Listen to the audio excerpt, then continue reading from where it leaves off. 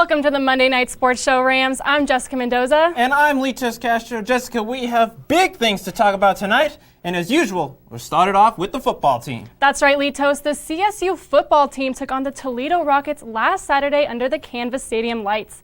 CSU was hoping they could bounce back before conference play, but Toledo, they had other plans. Definitely, Jessica. The Rams started off strong on defense for, what we saw in the first part, but they weren't able to hold on too much. You're going to see Guadani, QB for the Rockets. He's going to take it himself here, and he's going to do some damage, making some good plays, and he was able to do that throughout the game pretty consistently. You're absolutely right, Litos, but now we have Patrick O'Brien trying to find a receiver downfield. He sees Dante Wright, but that ball gets intercepted. That's going to be O'Brien's first interception as a CSU Ram.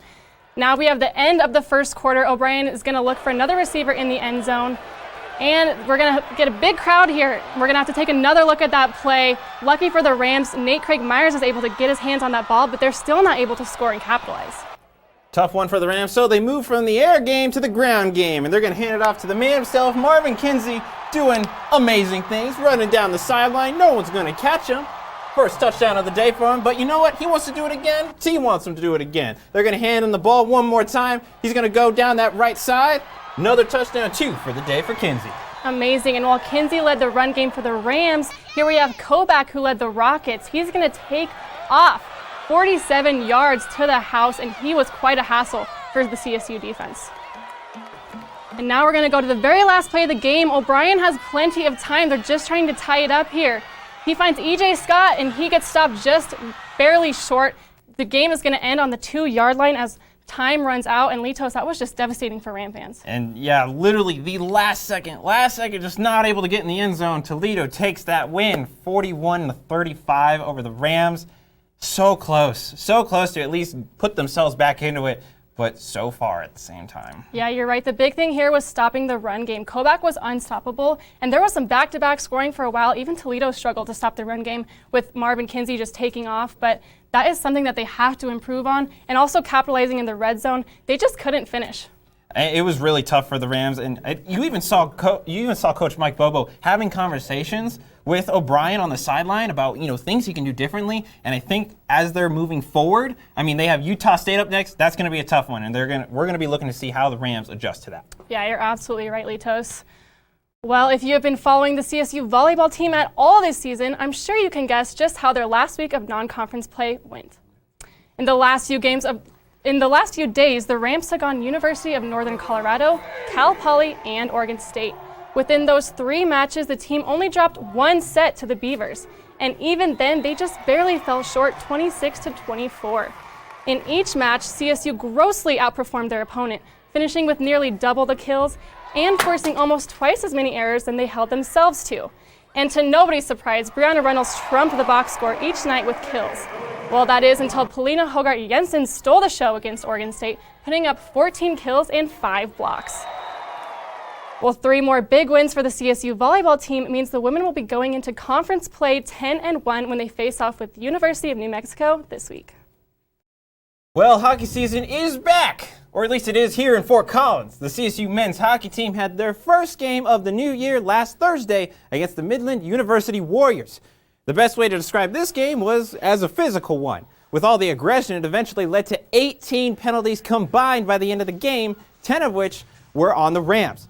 And this was enough to allow the Warriors to score a power play goal in the first period, and the Rams would not find their response till there was 51 seconds left on the clock to tie it up. No goals in overtime, and you're going to see Hamish Campbell right here of the Warriors. He's going to find the lone goal in the shootout that would hand the Rams their first loss in their matchup.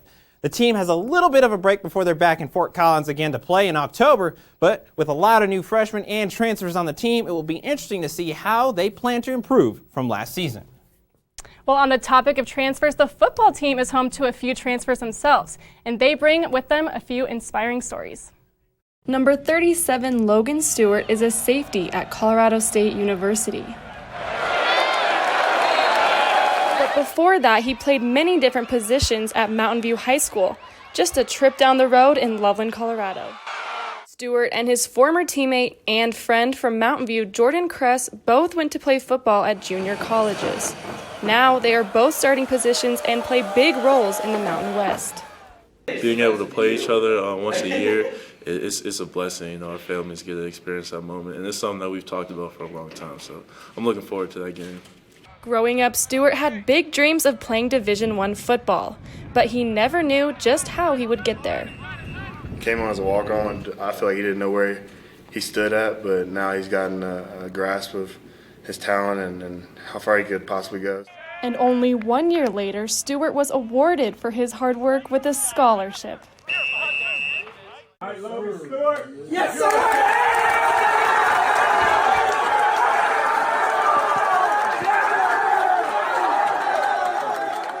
Logan Stewart, one of the hardest workers we've got on our football team, came in last year and it was a walk-on and did an unbelievable job on the scout team and special teams. Went through spring ball and had the same kind of effort, and to be able to award a guy a scholarship is always exciting, and then those guys earn it. But earning it was never easy. Logan Stewart still refers to himself as a JUCO product, so he never forgets where he came from. It means that I had a lot of odds stacked against me. I overcame them, and I succeeded. So that's what it means to be a junior college product. The JUCO product has made some undeniable improvements so far this season, but head coach Mike Bobo says there's still a few things he would like to see improved. He's got the size, he's got the speed, he's got the attitude. It's just trusting what he sees and playing faster. Jessica, that is just a heartwarming story to watch. Yeah, absolutely. It's awesome to see these players get scholarships. Well, up next, Litos here has all of the updates on this week's matchups, so don't go anywhere.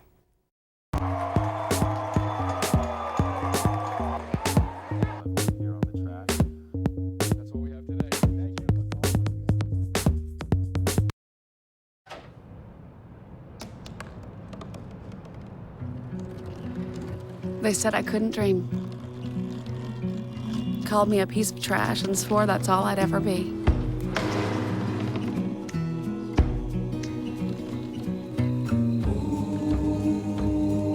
Said a bottle couldn't see the ocean.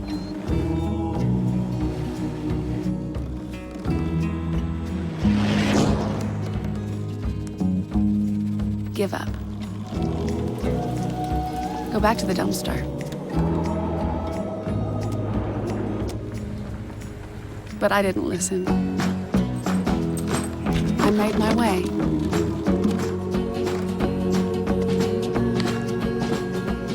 And now, I am what I've always wanted to be.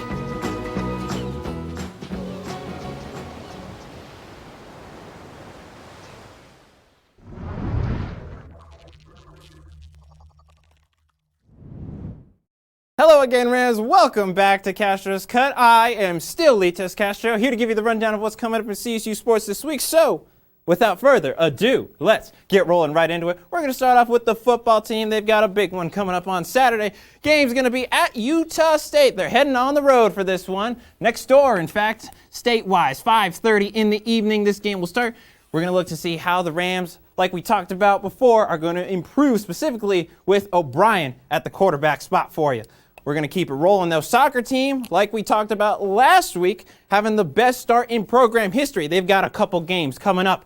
On Friday, they're going to be taking on the New Mexico Lobos at 4 in the afternoon at their home field. But then on Sunday, they're going to hit the road to San Diego State to take on San Diego State University for you. That game starts at 1 in the afternoon for you. Should be a big game, looking to see how they keep rolling forward throughout this successful season so far. And then we finish it off with the volleyball team. They've got 2 matches as well for you. On Thursday, they're taking on the Lobos as well at Moby Arena. Game starts at 7 in the evening. Then on Saturday, we bring it back. They're going to be heading over to UNLV. That starts at 3 in the afternoon. And I'm going to focus on that UNLV one right there. I'm going to make that one my game of the week so you know how this works. We're going to bring on some special help, see what the Rams can do. I'm going to bring on my friend Hunter Fillmore. Hunter, thank you for coming on today. How you doing, So, Litos? this is going to be a big one for the Rams. How are they going to come out with a win this week? The first thing that they need to focus on is this blocking that they've had success with. Coach Hilbert has talked about how they got a new blocking coach and how she has helped the girls get their hands in the right positions to get those good blocks. This second thing that we will talk about is the Mountain West play that starts this conference that they are in, and they will be focusing on this Mountain West and trying to prove themselves.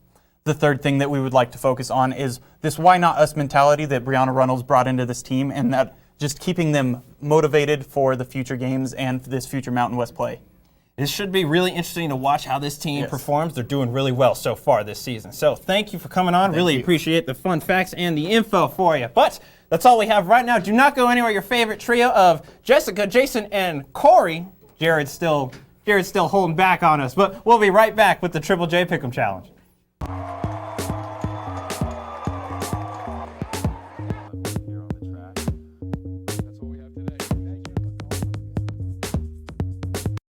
Well, Thomas, you've got pre-diabetes. But with more exercise and a change in diet, it can be reversed. I've tried exercising. It just makes me hungry for bacon. I love bacon, too. And who really likes to exercise? Not me. Me neither. Nobody. So we're good? What? Oh, you still have pre-diabetes. Big time.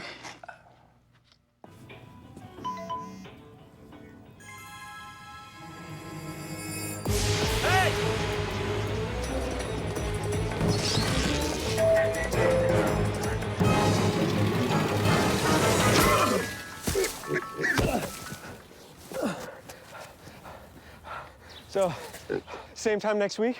Well, of course. Put away a few bucks, feel like $1 million. For free tips to help you save, go to Feed the Pig. They told me a bottle couldn't dream. That I would never become a superhero.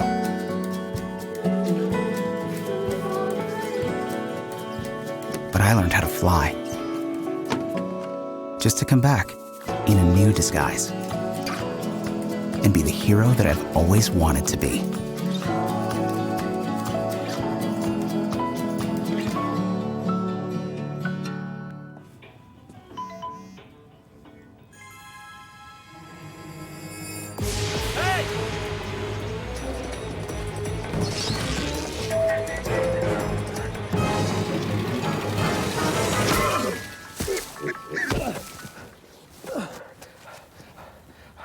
So, same time next week? Well, of course. Put away a few bucks, feel like $1 million. For free tips to help you save, go to Feed the Pig. Ram fans, and we are back and better than ever for the Triple J Pick'em Challenge. It is now week 3, and things are heating up. However, tonight, Cory will be filling in for Jared, since Jared is gone again. Scared. And, well, let's pull up that graphic here. Jared must be gone because last week, Hunter went 3-0 for him. Look at this.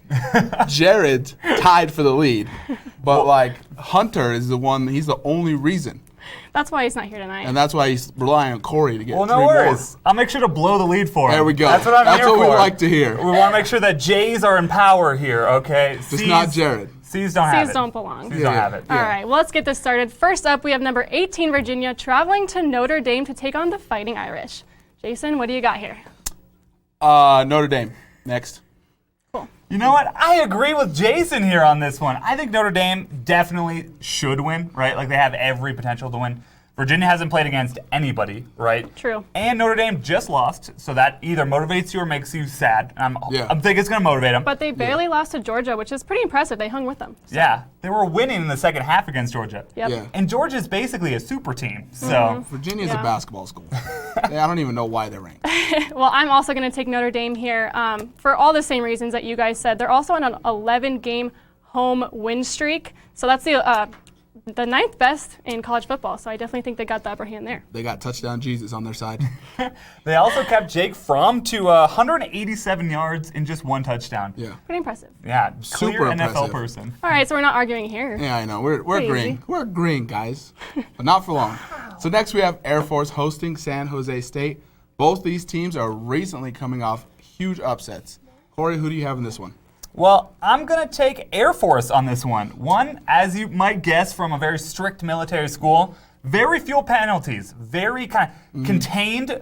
They have a total 6 penalties for 85 yards on the year. San Jose State has had more yards of penalties twice in this season in just 1 game. So they've given up on average 4 first downs in penalties. Yeah. It's like a fifth. like a fifth of all first downs are from penalties. So Air Force will do that. They have 16 different running backs that they used against Colgate. That's insane. How do you plan against 16 running backs?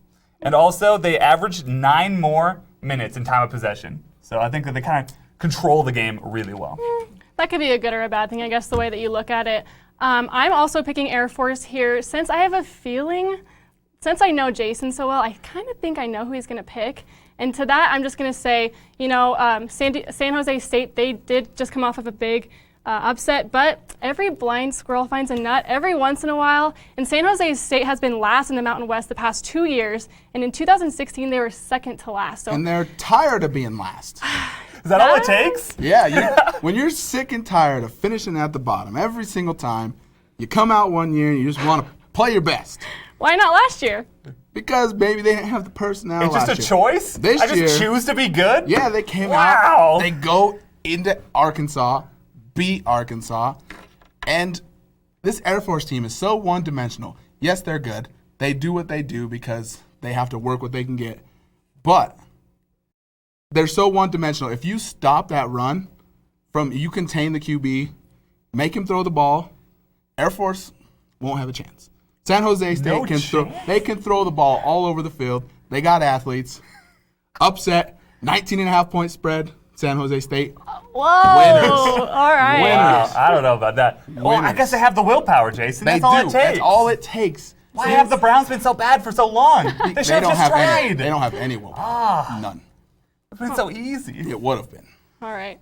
Well, we've got that one. And finally, we have CSU going on the road to take on Utah State. What do you think, Jessica? So I got to take Utah State here. With all the injuries that have occurred in the last game for CSU, I think it's going to be really hard for them to come out here with less people. Their star players, Warren Jackson might not be in there, and same as Marvin Kinsey. So that's a big red flag for me. Also, Utah State's coming off of an impressive win against San Diego State, who was undefeated before. So they are definitely proving that they can rise up to the occasion. Also, Jalen Warren is going to be a major threat for CSU's rush defense. Obviously, they don't know how to stop the run, and he is a beast. So it's just going to be game over there. Yeah, I mean, you mentioned it. Jordan Love, that's literally all it's going to take because he is just going to spray the ball all over the field. You got to think the DBs for CSU. Well, you said Jordan Love as well. So no, yes, you did. Okay. They got Jordan Love. He's I agree with you, though. Mountain West preseason player of the year. He's not there for a reason. He's there for a reason, I meant. Sorry. But that's all it's going to take is Jordan Love. You can forget about everybody else. This dude's going to spray the ball all over the field. He's going to pick on the young freshmen out there. And honestly, going to Utah State, I don't think CSU stands a chance. Well, I disagree. I'm picking CSU, and I'll tell you right now, to quote Star Wars, it's a trap. They got LSU right after the Rams, all right? They're looking forward. They're not respecting the Rams. They're not respecting the green and gold. You don't got to respect much when there's not very many there. Wait, was that R2-D2? No. I don't watch Star Wars. I've never seen an episode of Star Wars in my life. Episode? Well, I guess they all call it whatever. We're moving on, though. All right, here's why it's going to work. As I referenced already, trap game. Looking forward to LSU. 700 yards of offense should win you a game, right? Like, they have all the pieces it takes in order to win a game. Marvin Kinsey. All right, but like the offensive line is still there. No Warren Jackson. They've still got Dante Wright. They've got tools there. They've got Patrick O'Brien in his second week here as a starter, right? He's getting in the system more. He's understanding it. I think what we've all learned from covering the CSU football team is no matter how many tools they have, no matter how far they can go, they cannot finish. And that's all it takes, no matter what you say, Cory. Especially against this Utah State team, it's just not going to be good. I just want to say that, so for my time in football, a blown assignment's a lot easier to fix than a lot of really small games, right? Because that just means one person's in the wrong spot. You can go over that in film room, right? Because a lot of what happened in Toledo were huge plays, huge running plays like 45-yard runs by Kovac, right, and over and over. Those are mental mistakes, though most of the time. Sometimes they're physical, but oftentimes they're mental mistakes. Just got to be in the right spot, and then they can fix it. They can go forward. They can take Utah State. See, this is why you guys are going to lose, because you guys are all about fixing. What are you talking about? I picked Utah State. And you're all about who's the favorite, who's the favorite, so. Yeah. All right, well. Jared only picks the favorites, so at least you're going on a different road. On that I'm going with my heart, not my brain. I'm a little hurt by that. There you go. All right, well, this is why I'm going to win.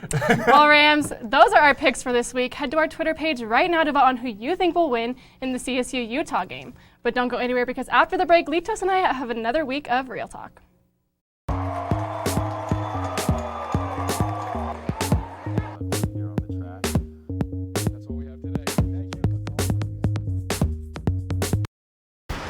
Look at you. You're at the top of your game. You're unstoppable. Nothing can throw you off track. Wait, is that your car? Uh-oh. Yeah, I saw that coming. That will throw you off track. You're looking at around 10 grand in fines, legal fees, and increased insurance rates. Let's try this again. Smart move. Because buzz driving is drunk driving. Listen, I realize that I'm not perfect, but it all really started to change because you judge me for having a problem. No one is going to know that I need help. I need help. I know that no one is going to judge me for having a problem. I realize that I'm not perfect, but it all really started to change because you listen. Welcome back from the break, Rams, into another week of Real Talk. That's right, folks. You know how this drill goes. Jessica and I have both brought something controversial from the sports world to talk about for each other. See if that controversy is real talk or is it BS. So, Jessica, I started last week, so why don't you take the reins this time? What do you got for me? Yeah, absolutely. So I'm actually going to bring something from CTV Sports to be particular. Ethan Bird said something that kind of irked me the wrong way, so let's go ahead and roll that clip here. So tell me I'm stupid, but professional hockey teams do not belong in cities where it doesn't snow. I honestly believe this. This is a hill I'm willing to die on. It just doesn't make sense to me. There's so much that I have to talk about with this one. You know, I'm pretty sure I mean, that segment is called Tell Me I'm Stupid. Ethan, wow. Don't say it. You're going to call him stupid. That's stupid. I mean, I don't know how that doesn't make sense. It's like, there's so, I mean, why can okay, let's start it off here. The first part, you know, he says that it just shouldn't be there because, you know, there's no way that, like, how does somebody from, like, Arizona have a passion for hockey? Why does it matter? Why isn't the fact that they just love the sport cool or awesome? Why do you have to be like, oh, well, I don't get it. Oh, differences. Okay. That's my first problem. And the fact that he said it's disrespectful, he eventually said it was disrespectful to where hockey came from, which was where ice is. So, what? All right. So you think it's BS? Oh, that's a huge load of BS right there. Yeah, you know, I actually have to agree with you. When you think about teams like the Knights in Vegas, it doesn't snow in Vegas. What would we do without the Knights? So I gotta say, Ethan. So, there's so much wrong with that. Okay, all right. Putting my frustrations aside with that one, Jessica, I've got a tweet for you here actually, and it's from a person you might know, Izzy Matthews. He says, if you look at our social media, you would swear we were 4-0. We need some players who care more about the school, winning, and community more than themselves. That's a pretty heavy statement. So Jessica, is Izzy Matthews having some real talk there, or is that BS from him? You know, it is a really heavy statement coming from someone who used to be on the CSU football team just last year. I'm going to say this is BS. I can see how he might see some of the personalities from last year are keeping CSU from being a great team. They're not working hard enough and they're too focused on themselves.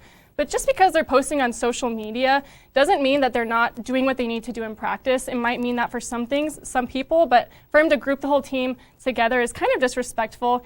And on the other side, CSU has some amazing social media people who create this amazing content for them. How could they not post that?